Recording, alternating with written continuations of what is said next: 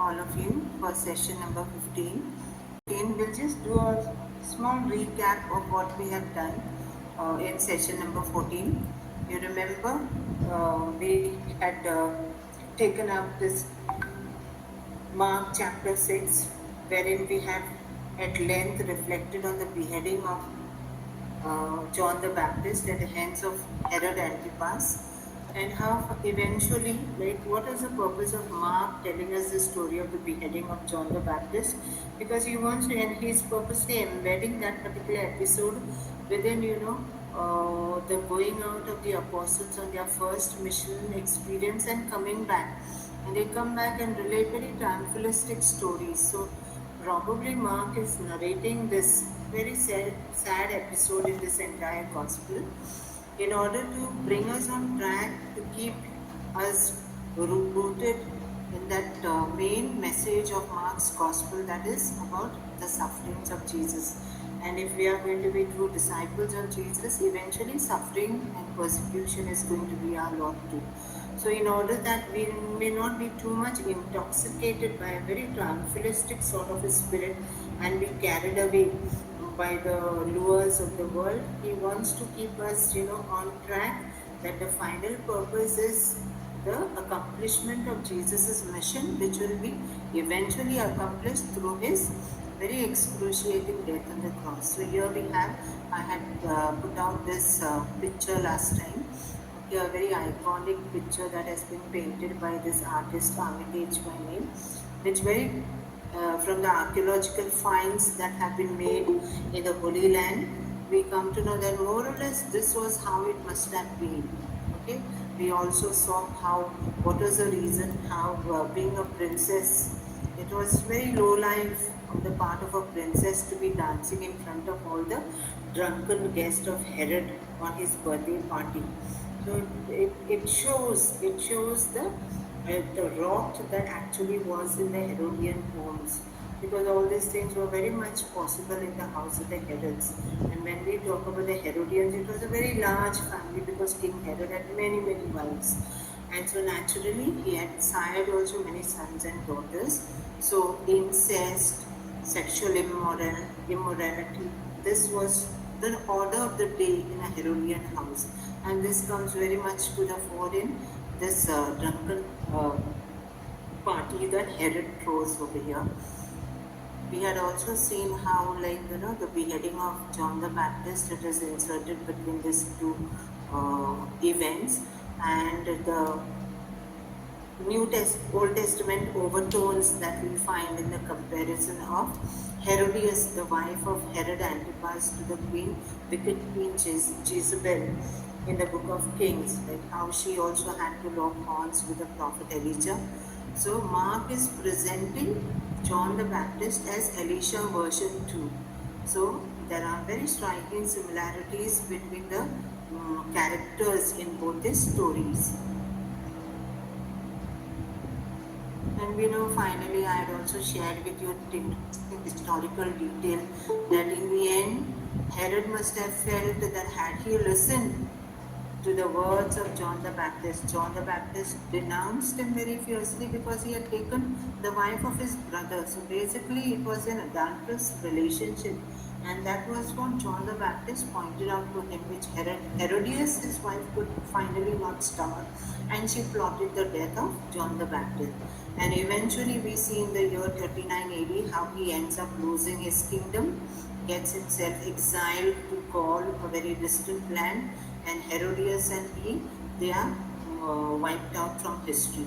And all this is brought upon him by because he goes to the mad Emperor Caligula asking for kingship, just like how his Herodias' brother King Agrippa had been made king by Caligula.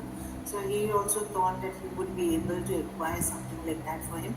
Eventually it turned out to be very disastrous and blew everything in his face, and he lost his kingdom. We also had shared an important detail as to why Salome, the daughter of Herodias, the princess who danced before King Herod and pleased him so much that eventually he, promised her even half the kingdom. Whatever that would be asked for would be given to her. to her. But we know eventually he would not be in a position also to give half his kingdom at all.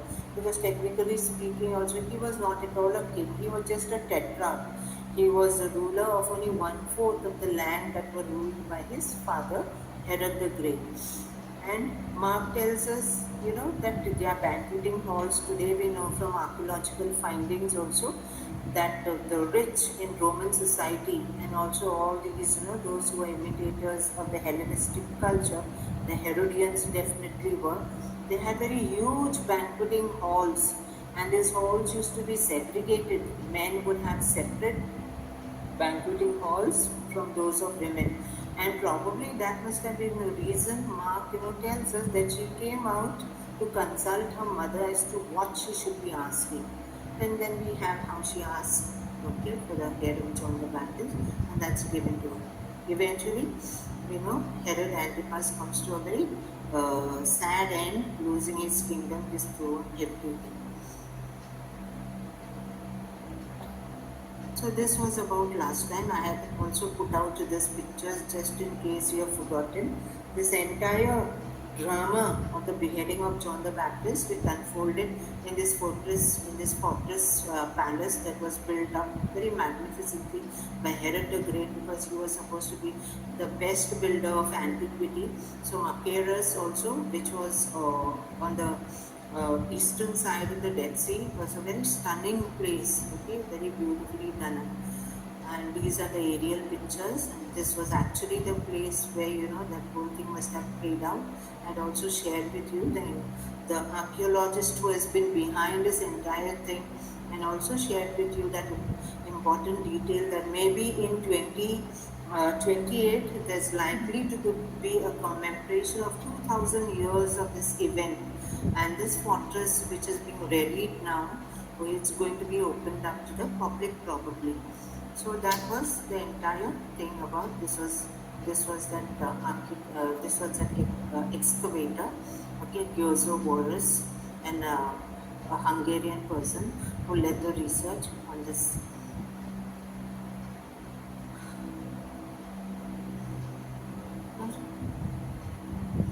Today we go to our session 15. We continue now with chapter 6. We have not completed chapter 6. We finished only with the beheading of John the Baptist. Soon after the beheading of John the Baptist, we have this episode that is related to us by Mark in his Gospel, the feeding of the 5,000 with 5 loaves of bread and 2 fish. We'll read out the text. The apostles gathered around Jesus and told him all that they had done and taught. Remember from verses 30, right up to verse 31, 30 and 31. In these 2 verses, we come to know that they are coming back from their mission and they are relating everything that has happened to Jesus.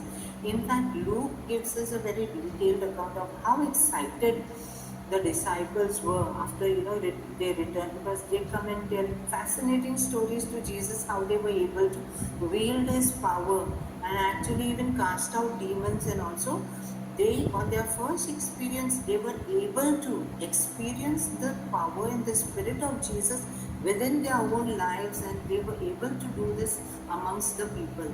And yet it is a very striking contrast that they had gone through it. We say, as teachers, there's something called learning by doing. And when you learn something by doing, you're likely never going to forget those lessons. They remain reinforced in your mind for life. But sadly, something like that doesn't happen with the apostles. Though they have experienced using the Spirit and the power of Jesus, they still come back and they fall in the same rut of disbelieving. So let us see here. So when they come, they gathered around him and told him all that they had done and taught. Mark doesn't go to elaborate, what was narrated. He said to them after that, "Come away to a deserted place all by yourselves and rest a while." Have you seen? This is a standard pattern, though Mark is relating to us only this particular episode whereby he's training his apostles, taking feedback from them. driving home better lessons and actually forming them. It is like, among the religious fathers and sisters, you have the formation period. So there is extensive formation that is going on of the forming. And these disciples, they are under the guidance, under the teaching authority of Jesus. He is shaping and he is molding them. And most of the time, have you seen how he draws them out from the crowds, because the crowds are just thronging and pressing around Jesus. So he keeps pulling them back to deserted places where he can actually speak to their hearts and mind. For many were coming and going, and they had no leisure even to eat. Mark takes the trouble to tell us this. Why? In order to tell us how the entire preaching ministry of Jesus was catching momentum and it was intensifying and drawing huge numbers. Jesus was somehow, becoming a very magnetic personality, drawing people to himself. And so the crowds were pressing around him. And they went away in the boat. Okay, why I have underlined the boat? Because if you look out for this particular word in the preaching ministry of Jesus in and around Galilee, you will find the word boat, appearing n number of times. So it tells that this was his favorite mode. Okay, today we have our cars, we have our scooters and all, which is more. But for Jesus, it was his 2 feet and the boat that were the vehicles of his transportation. So, and they went in the boat to a deserted place by themselves. What is the place we do not know, but whatever it is, he took them out. Probably deserted place is another word for wilderness. And as I told you, wilderness, mountains, these are special motifs that are there in scripture, because these are places of desolation, but they are also places of deep intimacy and union with God. So that is the reason Jesus draws them out from the crowds in order to form them and draw them into an intimacy with God the Father. Now many people saw them going. See, many people saw them going. The very fact that this statement is given here by Mark, many people saw them going, means people were, on the lookout for him all the time. They saw them going and recognized them, and they hurried there on foot from all the towns and arrived ahead of them. So it is like, indirectly telling Jesus, see, you went by boat, but we reached before you. And as he went ashore, he saw a great crowd, and he had compassion for them because they were like sheep without a shepherd. And he began to teach them many things. Mark tells us, always, somewhere else also he mentions, he taught many things, many parables he told, but specifically he does not tell us what is the content of the teaching, but we can very well guess. When it grew late, his disciples came to him and said, so they are there with him the entire day, and he is going on teaching and preaching, and by evening he is about to draw in. When it grew late, his disciples came to him and said, this is a deserted place and the hour is now very late.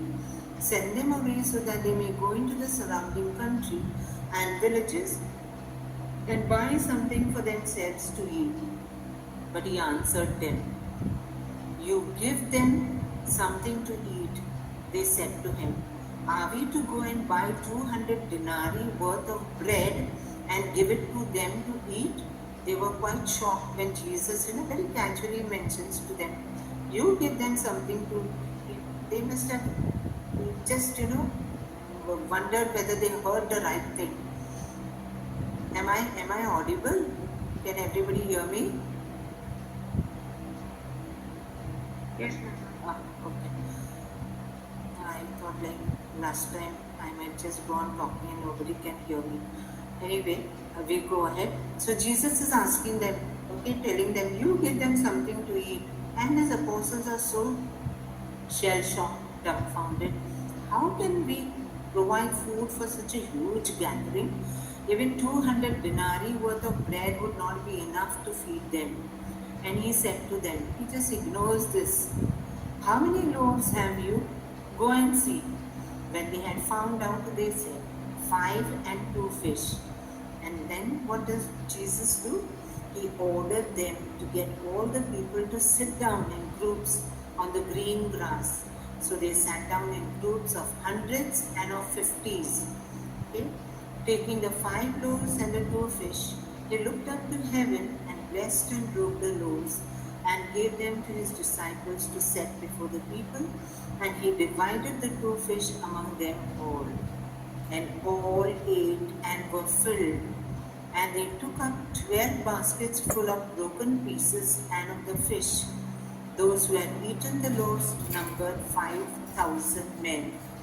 Mark tells us that when they had their fill, Jesus had ordered them that nothing should be left aside. We hear this very, very special detail in John, very nicely related. Okay, and here he tells us that when this miracle happens before the eyes of the people, 12 baskets full of broken pieces, leftovers of the fish alone were collected, and those who had eaten the loaves numbered 5,000 men. He specifically mentions only men, so you can very well guess it must have definitely been 15,000 people and more. Because there in the audience, among the people who were following him, it was not only men but also women. And in fact, women were probably bigger in number. And definitely when women are there, their children obviously along with them. So let us analyze now this. When Jesus feeds the 5,000, what are the key things we pick up from this particular episode? First and foremost, we know that this took place in the wilderness. It was a deserted area. It was evening time. And Jesus has so much of concern. Look at the previous verse. Okay, he had compassion on them. Okay, here somewhere he had compassion for them because they were like sheep without a shepherd, and began to teach them. But then afterwards, when he saw, okay, when it grew late and the disciples came and told him to send the people away, he directly orders them that you provide something for them to eat. So obviously, Jesus probably knew that it was time for him to manifest indirectly his divinity over here. Okay? So here when we are analyzing, here the important thing over here is there was when Jesus was actively engaged in his preaching, in his healing ministry, exercising the people, drawing out demons and all. His teaching and healing ministry as it was going on all over the land, all over Palestine, be it in Judea, in Galilee, especially where he was, making waves, doing his work. There was already a feeling among the Jewish people. There was something like how we have talked about the coming of the Messiah in the book of Daniel. There was also in the book of Deuteronomy a very important phrase wherein the Jews believed that in the end times, when the eschatological age was going to dawn, God would once again send a prophet like Moses.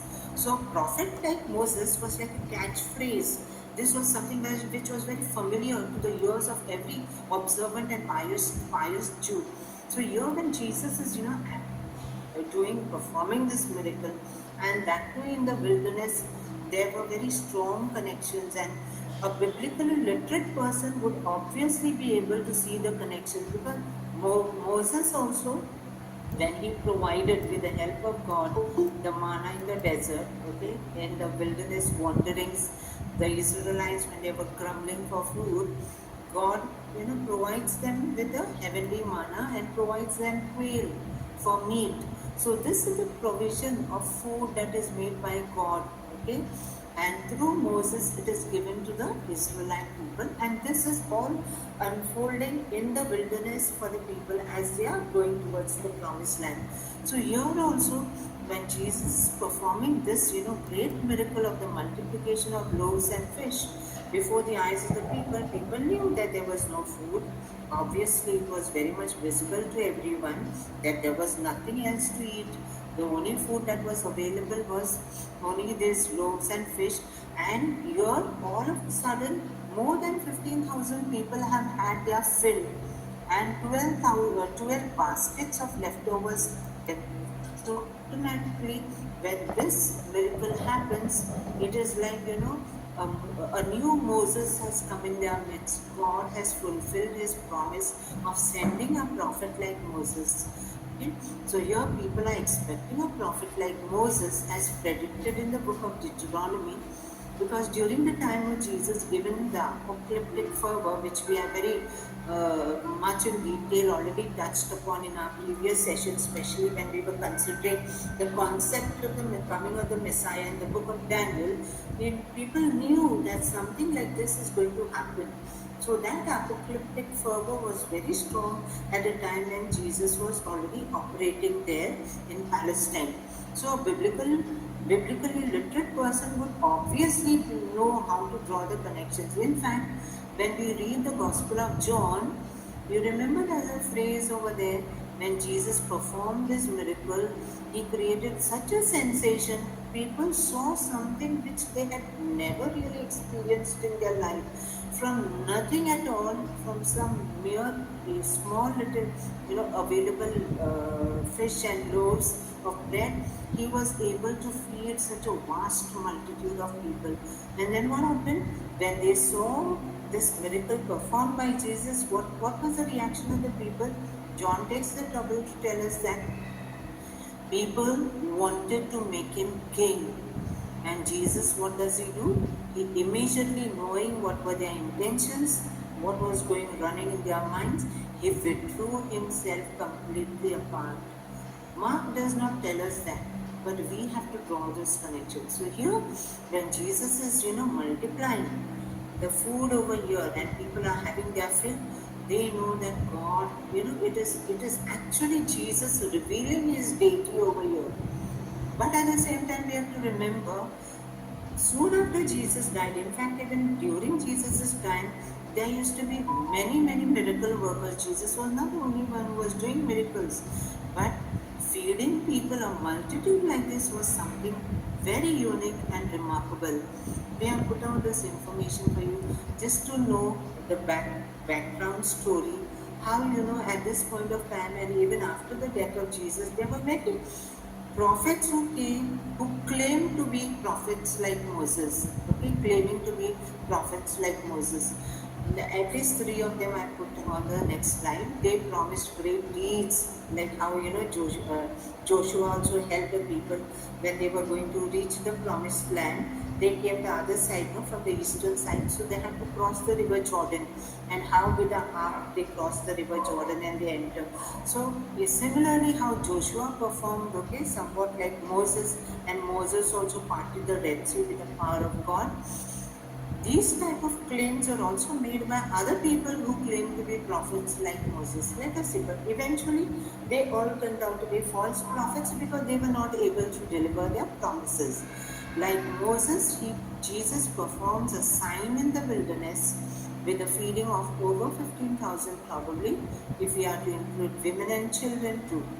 But the important distinguishing, most important point over here to remember is, he is not a prophet like Moses. He is someone who has surpassed Moses. In fact, we will see in the later episode, okay, when he comes walking on the sea, Jesus himself is deity revealed. And in fact, he is what Moses probably had seen, okay, centuries earlier when he had those theophanies at Sinai. So Jesus actually surpasses Moses. Here is somebody like in John, he says, okay, when he's talking about Abraham, no? You are the children of the devil. When he accuses the Jews in the Gospel of John, they laugh at him. How is it that you were there before Abraham? And he says, before Abraham was, I am. Okay, there is a lot of emphasis on that when we say. So we will see that. So here, he is actually not only a prophet like Moses, but he is far above. He is actually the deity and the God, okay, that Moses actually longed to see and did see. The pseudo messiahs that I talked about, okay, there were many. There was like Josephus, who is our best witness to the events of the first century, because the best source for the history. Some places it might be a glossed over account, but more or less the accounts that he narrates are most of the time true. About 44 AD, this was much after Jesus had died. Jesus probably died either in 31 or 33 AD, one of the two dates. So in 44 AD, Josephus reports a certain impostor, okay, Theudas by name. This Theudas is also mentioned in the book of Acts by Luke, who claimed to be a prophet, okay, a prophet like Moses. He suddenly appeared and he urged the people to follow him with their belongings to the Jordan. And he said that, he would be able to, he claimed to have very divine powers within him. And some gullible people, around 400 of them, they followed him, and he claimed that he would be able to, cross the river Jordan like how Joshua did, and he would be able to, come and make a mark there in the Holy Land. So here what happened, the moment he made this type of claims, already remember Judea was ruled by the procurators. Pontius Pilate was already out of the game, he was not there. But after that, he was followed by many other governors. He in fact was the only one who ruled for a very long time, almost 10 years. After him, when this Cuspius Fadus by name, he was there, the moment he came to know about this, because the governors, the Roman governors, their prime duty, okay, to the Roman emperor was to uphold the peace of Rome. The Pax Romana, it was called, the peace of Rome, could not be disturbed at any cost. And that is the reason they would come down heavily upon insurrectionists, mutineers, people who would riot. Rome would show no mercy to them, which we have seen in the Jewish revolt, which eventually, finally in 66 it broke out and the temple was destroyed. So here, this Roman procurator, before he sent his band of soldiers after them, and they were all together, they were held captive, okay, slew many, and together with their leader, we had beheading him. Theudas was then finally, his head was decapitated. Much better, he was at least spared the agony of crucifixion, because normally crucifixion was what was always dealt out to all this type of criminals. Then here we have another example, an Egyptian is said to have gathered. There's no name given to him. Again, here also Josephus is the source of our information. He also gathered around 30,000 adherents. This was even more spectacular, because he told the people, all of you come to the Mount of Olives, okay, that is in Jerusalem, promising that at his command, the walls of Jerusalem would fall down, and that he and his followers would enter and possess themselves of the city. So this would be a direct assault on the Romans, okay. So he claimed that this is an Egyptian whose name we don't know, but Josephus tells us about this in his book, the Bellum Judaicum, which is also commonly called the Wars. But this is again also mentioned again in the book of Acts by Luke. So here also, Felix was a procurator. Felix is a very familiar name. We again find his name again in the book of Acts later on. We'll see how he has an encounter with Paul. Okay, so Felix, this was during the reign of Felix, when he was a procurator of Judea between 55 and 60. Okay, he met the throng with his soldiers. Imagine 30,000 people. It would be like a great mutiny. But the saddest part was, this man, he escaped unscathed, but his followers were all rounded up and they were killed. So this is how, this was going on. Why? Because there were many people coming. They seem to have certain, powers, not so much of figures like, miraculous power. Yet, people were so kept, because they were longing for the fulfillment of, the prophecies that were made in the scriptures. So here again, there's another one, also again unnamed, and here also he is an impostor, promised the people deliverance and freedom from their miseries if they would follow him to the wilderness.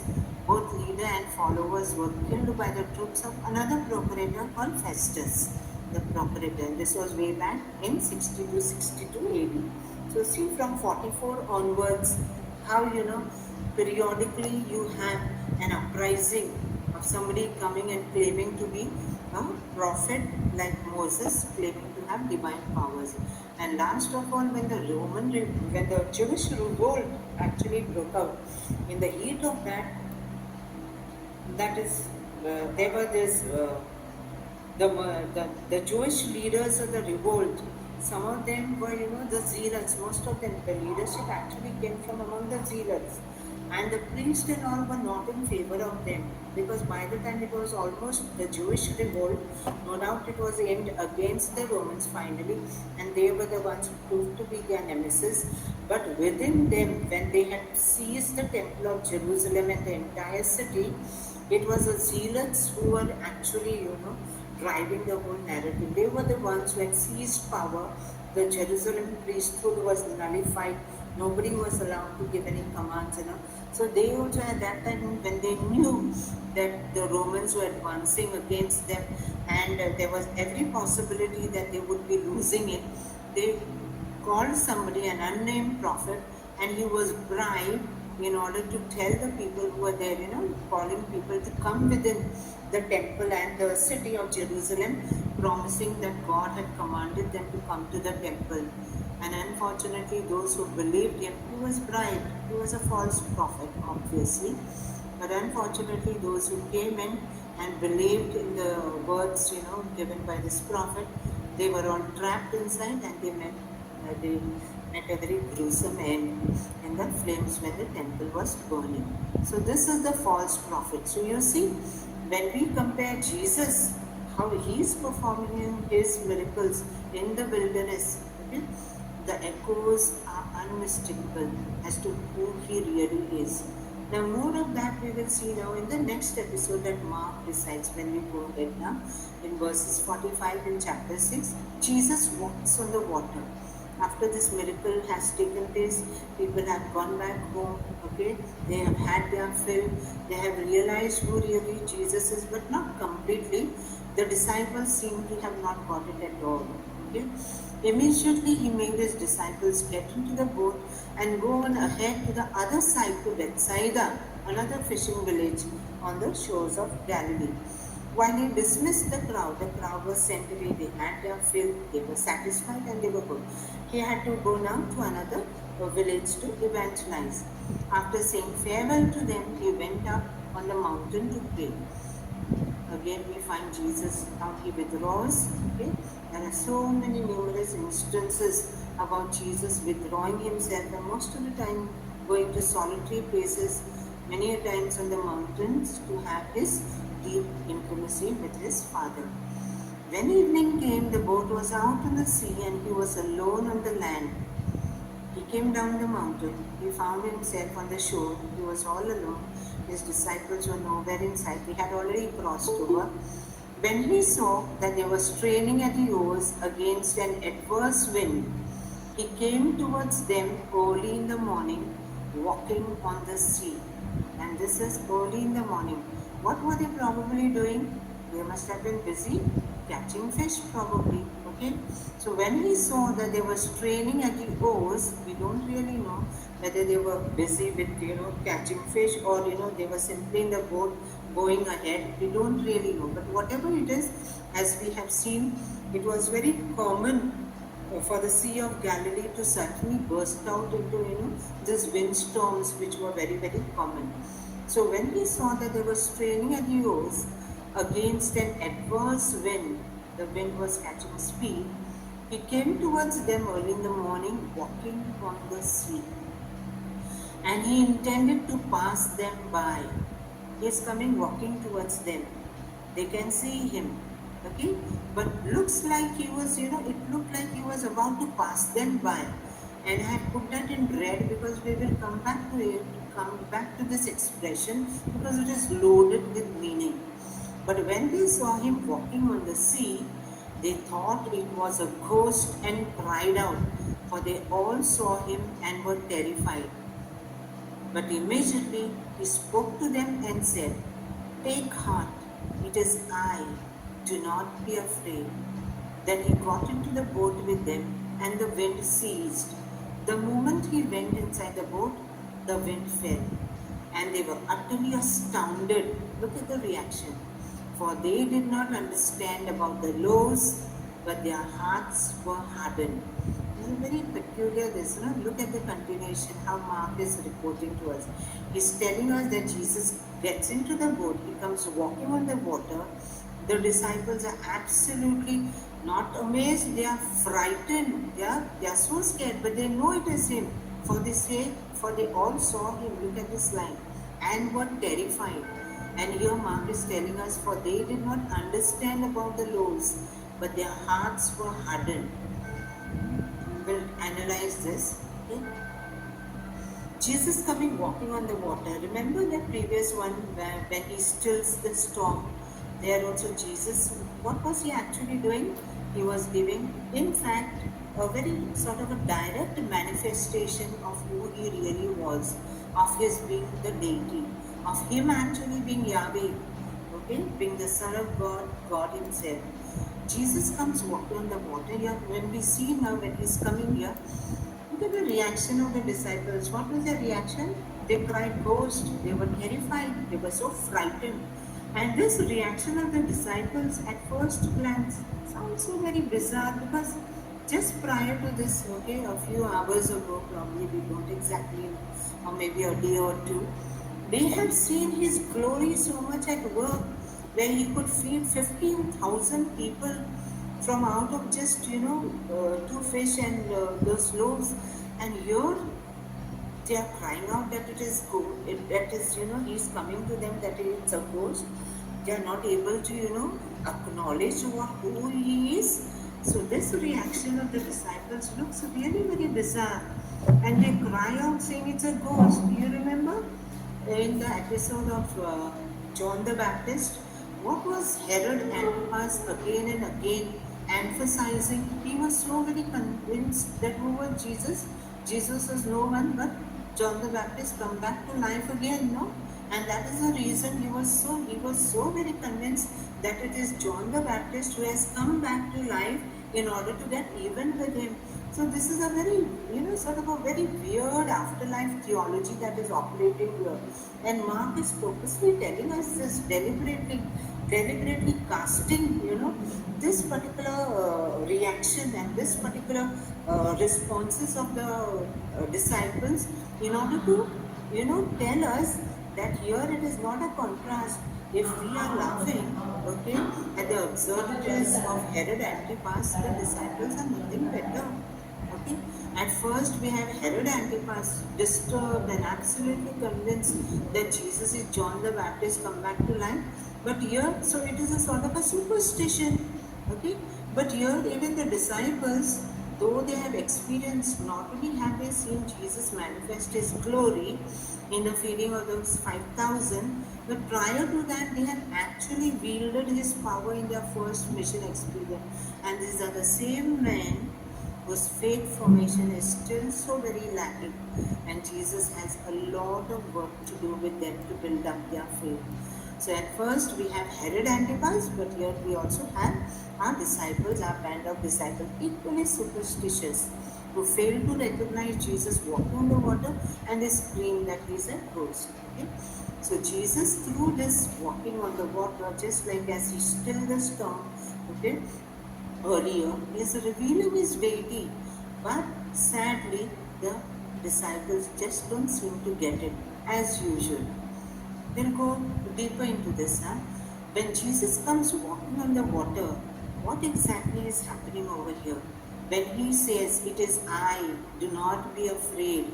Okay? On the surface of it, this expression seems to be just an ordinary one, saying, okay, just hold on, don't be so afraid. It's me, I. Okay, but that is not the thing. This expression, it is I, in translation, somehow the meaning seems to be lost. The whole emphasis here is on this expression, which is very, very commonly used by John in his gospel. Okay, I am. It is I am. I am is the name of God.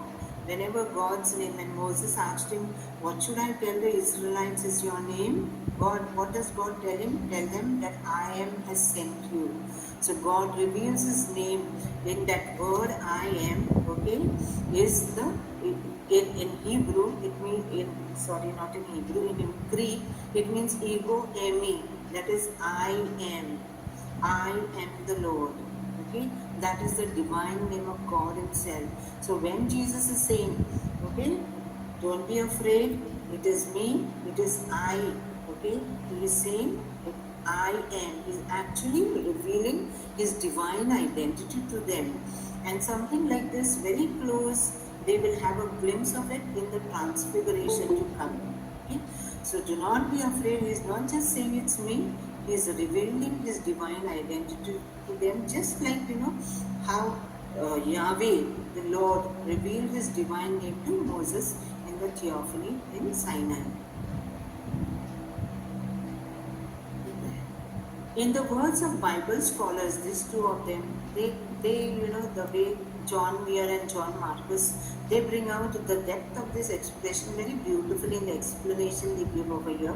While the surface meaning of ego and me in this gospel narrative of Mark is it is I, the many Old Testament allusions, allusions are something that comes very close to it, something that foreshadows it, convey a very deep, secondary, solemn meaning, something that is very, very, deep, very deep in its meaning. That is the divine I am. This solemn utterance goes all the way back to Yahweh's revelation of Himself to Moses in the burning bush. Remember the first time when God reveals Himself to Moses, He gives His name as I am. So when Jesus is saying it is I, He is actually saying I am the one, the Son of God, God Himself, Yahweh Himself who has come here to you. So then, in other words, in a first century Jewish context, Jesus' act of walking on the water is nothing less than a theophany itself. What is a theophany? An appearance of God. Whenever God has appeared, that is called theophany. There's like epiphany means visitation. Okay, visitation by an emperor or king, even by God. It's called an epiphany. So a theophany, theo means God. Theophany means any appearance of God is called a theophany. So here, Jesus' act of walking on the water is theophany itself, the same God who appeared to Moses on Sinai. Jesus is Yahweh Himself. In verse 48, we have the strange phrase, and He intended to pass by them. What does this mean? And why does Mark make a very special reference to this phrase, and He intended to pass by them? Here it is an allusion to Old Testament book of Exodus chapter 33. Also an allusion that we have also in the book of Kings. Okay, but here in Exodus chapter 33, where Moses gets that theophany, the Lord Yahweh passes him by. I will be sharing that text of this Exodus 33 here in the next slide, so you will see for yourself. Along similar lines here, God, that is Yahweh, passes by Elijah also. When Elijah was running away, okay, from Queen Jezebel, she wanted to kill him because he had put an end to all her priests on Mount Carmel.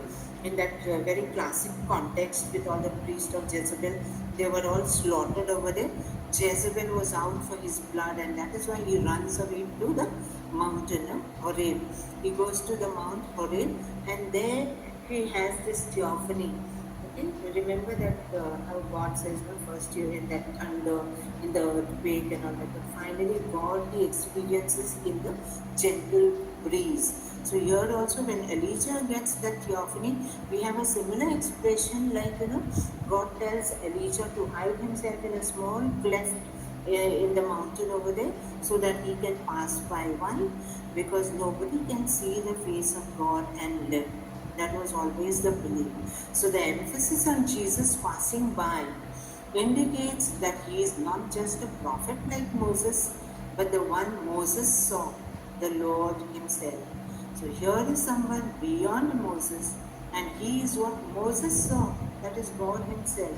So Jesus comes here as Yahweh, as the Lord of creation, the Lord of the universe, the Lord of history, and of everything that is to come. This is that chapter 33 from Moses. You see over here what I have highlighted. Moses said, this, when he's having this conversation with God, Moses said, "Show me your glory, I pray." And he said, "I will make all my goodness pass before you and will proclaim before you the name the Lord." I will make all my goodness pass before you means it is a way of saying that I will pass by you and you will be filled with the graces that I will flood your life with. So when Yahweh, when the Lord God himself talks about his goodness passing by, it is that he is going to visit his creature. And I will be gracious to whom I will be gracious, and will show mercy on whom I will show mercy. But he said, "You cannot see my face, for no one shall see me and live."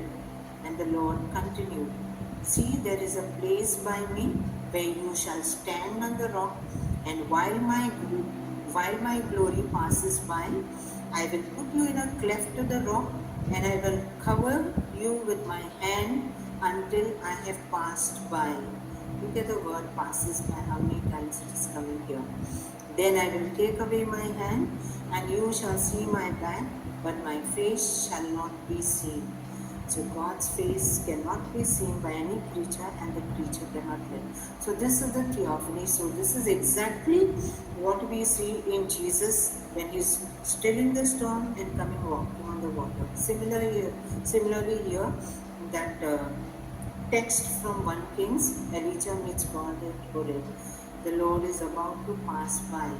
Okay? And then first there's a great wind, then there is a strong earthquake, and then finally Elijah experiences God in sheer silence. When Elijah heard it, he wrapped his face in his mantle and went out and stood at the entrance of the cave. Then there came a voice to him that said, "What are you doing here, Elijah?" So God had passed him by. So here in this also Mark takes the trouble to tell us that Jesus seemed to have passed by. Similar thing is also recounted, you remember, in the incident of Emmaus, the disciples after the resurrection, when Jesus meets them like a stranger and he recites to them, okay, everything that was needed to be fulfilled. Okay, how like the Son of God would have to come and suffer at the hands, and when they reached their place, they tell him to say, he showed like as if he was about to go further on, pass by. So the same overtones, okay, those rich overtones, those connections are all to be made here. The Lord, okay, he will stay with us provided we are willing to ask him to be with us. So here also in this, so in this, in both this text of Elijah, that is in 1 Kings, and also in the chapter 33 of Exodus, we see how God's theophany is clearly, okay, having an echo in what Jesus does when he is walking on the water. Then we go here to verses 53. Okay, with this, the chapter 6 comes to an end. When they had crossed over, they came to land at Gennesaret and moored the boat. They anchored the boat. When they got out the boat, people again at once recognized him. Again, Mark, okay, tells us the same thing, that people were just, looks like they were always on the lookout, and rushed about that whole region and began to bring the sick on mats to wherever they heard he was. And I've underlined this here, and wherever he went, into villages or cities or farms, they laid the sick in the marketplaces, okay, and begged him that they might touch even the fringe of his cloak, and all who touched it were healed.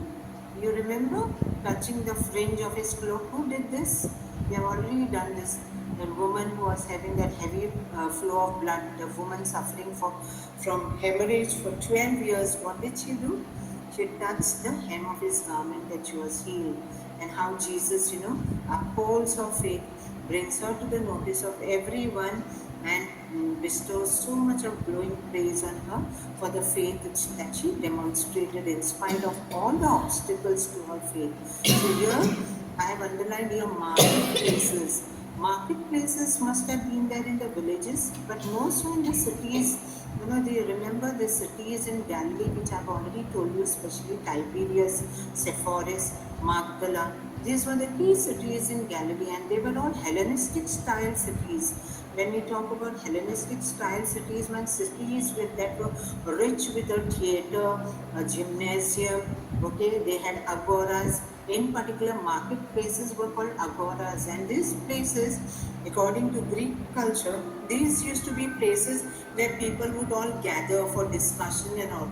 A marketplace was not only a place where there was vibrant exchange of trade and commerce, but it used to also be in Hellenistic culture a place where people would exchange their ideas.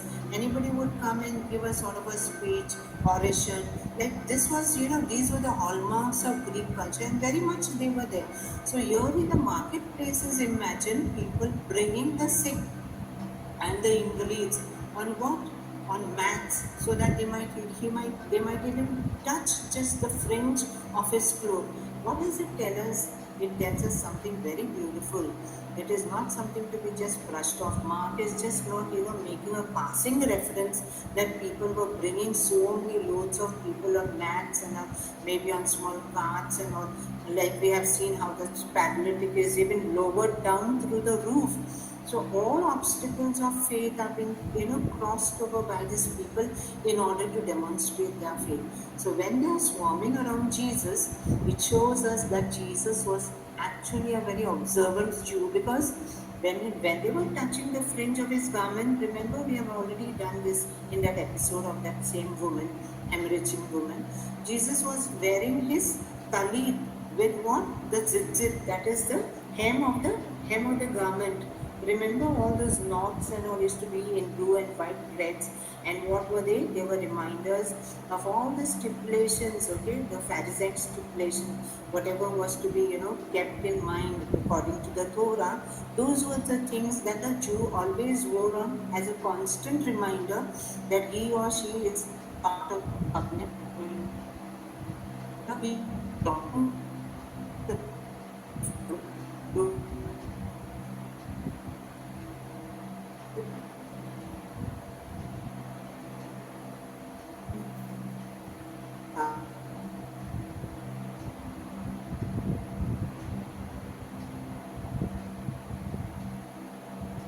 big contrast, because he comes head on in total confrontation to the elites in Jerusalem. They are the ones who actually demonstrate a lot of hate towards Jesus. But in Galilee, people are coming in droves around him. They really loved him. So he's a sort of a superstar, a sensation, a sort of a modern day superstar with a huge fan following. And in the adjoining areas too, we will be seeing later on in the next episode in chapter 7 how he goes to Tyre and Sidon. These were places that were not part of Galilee but were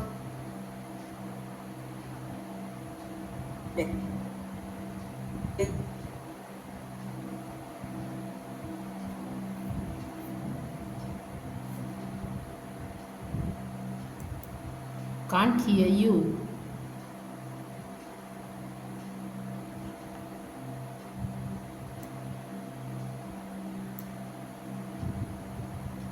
in Jerusalem, there comes the reversal. This entire picture gets reversed only in Jerusalem. It's the elites in Jerusalem, the Jerusalem, especially the aristocratic Sadducean priesthood, and many amongst the chief scribes and the city's leading elite. I think there were 5 chief families, okay, of high priests who were, very dominant. So they were the aristocratic Sadducean priesthood of Jerusalem. So these were the key, people who were very much against Jesus, and they are the ones who bring on that full accusation and a sort of a wave of, hostility against the Lord. So we see a total contrasting picture between Galilee and Jerusalem. So Jerusalem is a place where he is finally going to be persecuted and eventually crucified and be resurrected. So here the leading elites are the one who actually turn against him. The last concluding verse 56 of chapter 6 is striking with its emphasis on how the throngs who followed Jesus to touch him and be healed, actually, whom are they imitating? They are imitating this woman with a hemorrhage in the previous chapter who was healed after touching the hem of his garment. That is the zitzit of his talit, the prayer shawl.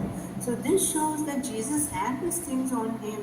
So he was by all means a very observant or Torah abiding Jew. Okay, and this is important. Why? Because in the next chapter, chapter 7, we come on now a head-on confrontation with the Pharisees, where Jesus, takes them on for all their faults, sort of empty, not false, empty, hollow, shallow, okay, rulings and observances which not only they themselves practiced very rigidly, but they also expected that the whole of the Jewish people should also practice. So Jesus, how he takes them for all their hollowness, that comes out in very stark contrast in the next chapter.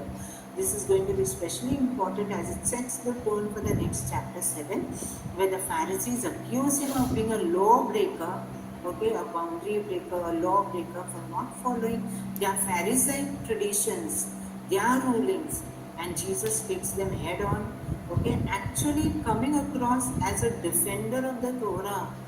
He is not breaking the Pentateuch or the Torah, which was actually the law of God in any way. On the contrary, he said even a stroke of it, whatever is written in the law, will be fulfilled till the end. It will not be broken. But what is he attacking? He's attacking the Pharisaic traditions. Now, what are these Pharisaic traditions? We will be seeing now in chapter 7. How much time do we have?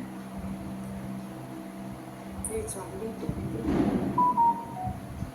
This is one picture I put out here of an agora, okay, a marketplace in Hellenistic cities, because this was very commonplace in the entire Roman Empire, because the Romans, when they became masters, okay, when they became emperors in the Greco-Roman period, the entire period of the Caesars and all, it was not their culture as such. It was more what they had copied from Greece.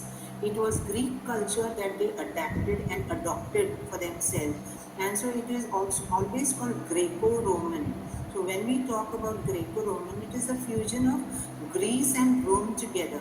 So this was very typical of all the marketplaces. There would be a temple, around, then there would be gymnasiums. Can you see here? This is a painting that is drawn, an artist's imagination again.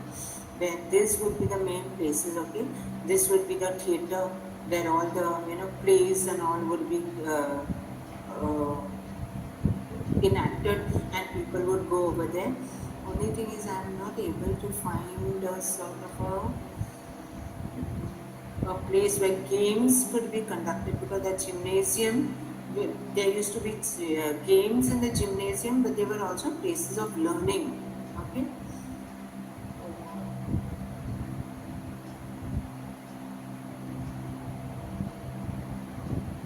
Chapter 7 is, a very heavy chapter, because this is the main crux of it. We need to know what is the social, backdrop and the context in which the Pharisees are attacking Jesus, and what are their traditions which we need to have a look at. This is very detailed because they were, very obsessed about upholding purity regulations in particular. For them, what is pure and what is impure, that was the thing that, they were constantly attacking. So here in chapter 7, we will see how, they start attacking Jesus, saying, see, look at your disciples, they don't even wash their hands, they eat directly with defiled hands. So here Jesus is, going to take them on. Like indirectly is asking, where is it written in the Torah that you cannot eat without washing your hands? Okay. So this is a direct way. It's not that Jesus, at first takes the first step in assaulting them. It is because they criticize him, and in the event of defending the position of his disciples, what they have been doing, Jesus, brings out all the purity regulations and all the other, social identity markers of the Jewish people, which were all the makings of the Pharisees down the ages, almost 2 centuries, like how they come together with all this halakhic rulings, which I will be explaining to you in detail in the next session, and how like makes them see that you are the ones who have brought this. This is not what God has given to us. God has given us the law, that is the Torah, the 5 books of Moses, the Pentateuch. But it is you, those 612 stipulations were all drawn out by the Pharisees, which formed a very heavy burden for people to, bear. So this is going to be a classic contest between the Pharisees and Jesus, and we need, this is actually uh, the pericope wherein an entire session will be going. So I will stop over here.